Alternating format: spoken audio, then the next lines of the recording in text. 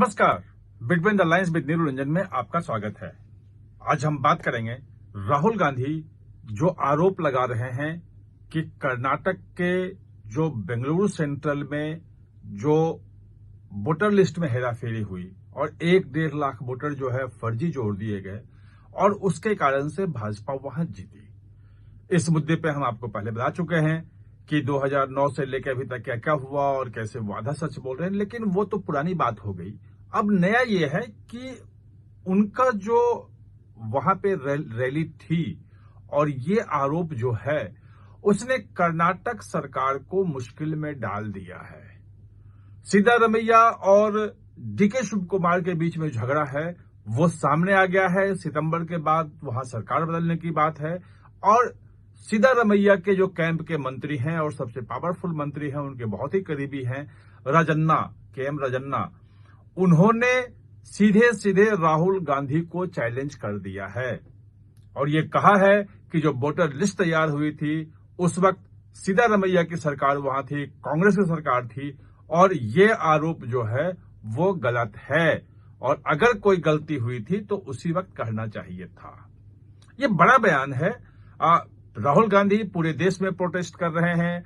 आज संसद से लेकर चुनाव आयोग तक गए हैं। पूरी कांग्रेस पार्टी, पूरा विपक्ष पूरे देश में जो वोटर लिस्ट में गड़बड़ी है, जो फर्जी वोटर्स हैं, डुप्लीकेट वोटर्स हैं, इसको लेकर पूरे देश में एक आंदोलन खड़ी कोशिश कर रहा है। और ऐसे में कर्नाटक से जो बयान आ रहा है उसके क्या मायने हैं, उसका क्या रिpercussion होगा और कांग्रेस उसको कैसे संभालेगी? क्या सचमुच में कर्नाटक की सरकार गिर जाएगी? क्या सचमुच में सिद्धारमैया के करीबी मंत्री ने जो बयान दिया है वो कर्नाटक में एक बड़े संकट की तरफ इशारा कर रहा है? केवल 3 राज्य हैं कांग्रेस के शासित, जो हिमाचल प्रदेश, तेलंगाना और कर्नाटक, जिसमें सबसे बड़ा राज्य कर्नाटक है। और कर्नाटक की सरकार अगर संकट में आती है तो कांग्रेस का जो अंदरूनी संकट है और बढ़ जाएगा। क्या कैसे है, क्या चीजें हैं, वो बारीकी से समझने की जरूरत है और हम समझने की कोशिश करेंगे। तो आप देख रहे होंगे कि 11 जून के बाद से इस साल, पहले जो 2023 में सरकार बनी थी सिद्धारमैया की, उस वक्त जो स्टैंड ऑफ 2 महीने का लगभग हुआ है, 3 महीने के बाद शिव कुमार, डीके शिव कुमार अड़े हुए थे कि मैं मुख्यमंत्री बनूंगा। प्रदेश अध्यक्ष थे, अभी भी प्रदेश अध्यक्ष वो हैं। और जो विधायक थे वो अधिकांश विधायकों को अपनी तरफ ले लिया था सिद्धारमैया ने। तो उस कारण से एक बात आई थी कि सिद्धारमैया को मुख्यमंत्री बनाया गया था और यह तय हुआ था कि 2.5 साल दोनों रहेंगे, ऐसा दावा है डीके शिव कुमार का। लेकिन 11 जून को जो दिल्ली में बैठक हुई थी और वो जो बैठक थी जो क्रिकेट का जो स्टैम्पेड हुआ था, 11 लोग मारे गए थे, उसको लेके थी। लेकिन उसमें सिद्धारमैया के खिलाफ कांग्रेस नेतृत्व चला गया था और उन्हें जो कास्ट सर्वे की रिपोर्ट है उसको वापस लेने के लिए मजबूर कर दिया। 2017 में वो कास्ट सर्वे हुआ था, रिपोर्ट 18 में आई थी। उसके बाद सिद्धारमैया की सरकार चली गई। 2023 में जब आई तो फिर वो कह रहे थे कि हम लाएंगे। उसका डीके शिव कुमार बिल्कुल खुला विरोध कर रहे हैं और उसमें जो हुआ कि भाई वापस लेने के लिए जो मजबूर किया गया और सिद्धारमैया जब वहां सिद्धारमैया के खिलाफ उसके ही लोग जब प्रदर्शन करने लगे तो सिद्धारमैया को कहना पड़ा कि ये मेरा फैसला नहीं है, ये कांग्रेस आलामान का फैसला है और इसमें मेरी गलती नहीं है और हम तो सिर्फ उनकी बात को मान के ये कर रहे हैं। ये उस वक्त का है और तब से आप देखेंगे तो चीजें क्लियर हो गई हैं। ऊपर से सिद्धारमैया कैंप अभी भी कह रहा है, आज भी कह रहा है कि मुख्यमंत्री वही हैं, वही रहेंगे।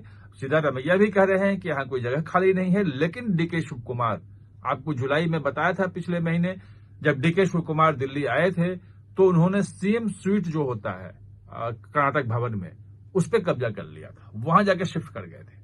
और जब सिद्धारमैया आए तो उनको पुराना जो कर्नाटक भवन की पुरानी बिल्डिंग है उसमें जो सीएम सूट है उसमें जाना पड़ गया था। तो डीके शिव कुमार ने उस वक्त बिल्कुल साफ साफ संकेत दे दिया कि अब मुख्यमंत्री वही हैं। और सिद्धारमैया के लोगों ने कह दिया था कि सितंबर में यहां पे पॉलिटिकल रिवोल्यूशन होगा, यानी कि राजनीतिक क्रांति होगी।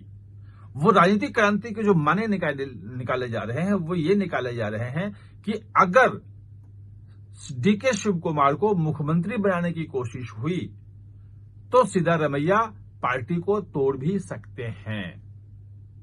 और लेकिन ये एक बात जो कही जा रही थी कि अधिकांश जो वहां एमएलए हैं वो अभी मध्यावधि चुनाव में नहीं जाना चाहते हैं, और अगर पार्टी टूटी तो फिर से मिड टर्म पोल तय है और कोई चाहता नहीं है।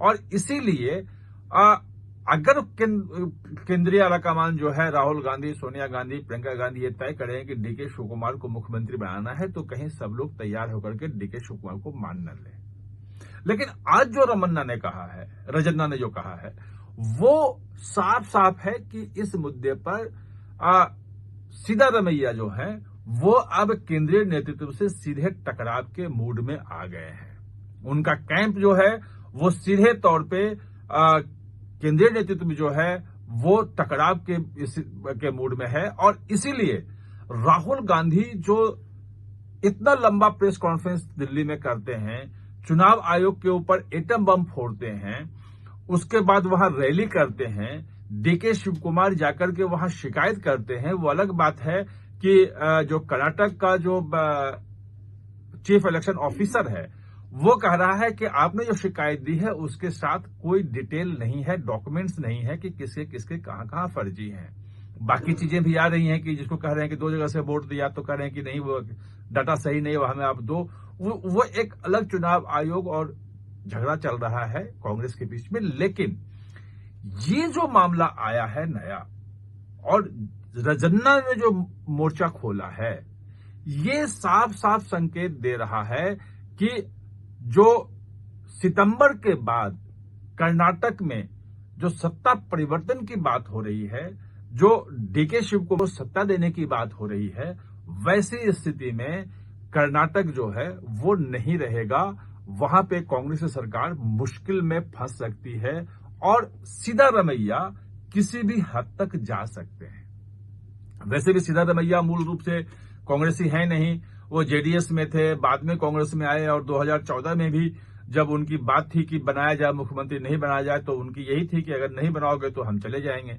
और कहा जा रहा है कि जो सिद्धारमैया हैं उनका एक बड़ा वोट बैंक है, वो अहिंदा की पॉलिटिक्स करते हैं। कन्नड़ शब्द है जिसका मतलब ये होता है कि जो दलित हैं, पिछड़े हैं, जो आदिवासी हैं और जो माइनॉरिटी हैं, उनके ऊपर उनकी पूरी पकड़ है। और उस पकड़ के कारण उनका एक वोट बैंक है, एक चेहरा है। और वो ये धमकी देते हैं कि अगर हमें आपने हटाने की कोशिश की तो हम पार्टी छोड़ भी सकते हैं। अब जो बात हुई थी उस वक्त 2.5 साल की, वो बाहर नहीं आई है, वो कांग्रेस नेतृत्व जानता है।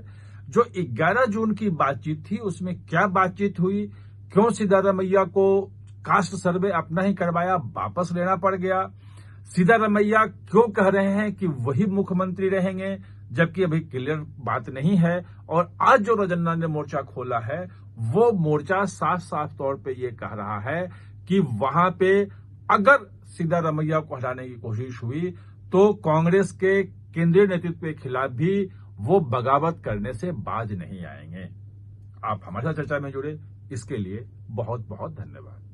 और हाँ, चैनल को सब्सक्राइब करना न भूलें, इसका बेल आइकन दबाएं ताकि नया वीडियो कोई भी आए तो उसका नोटिफिकेशन समय पे आपको मिल जाए।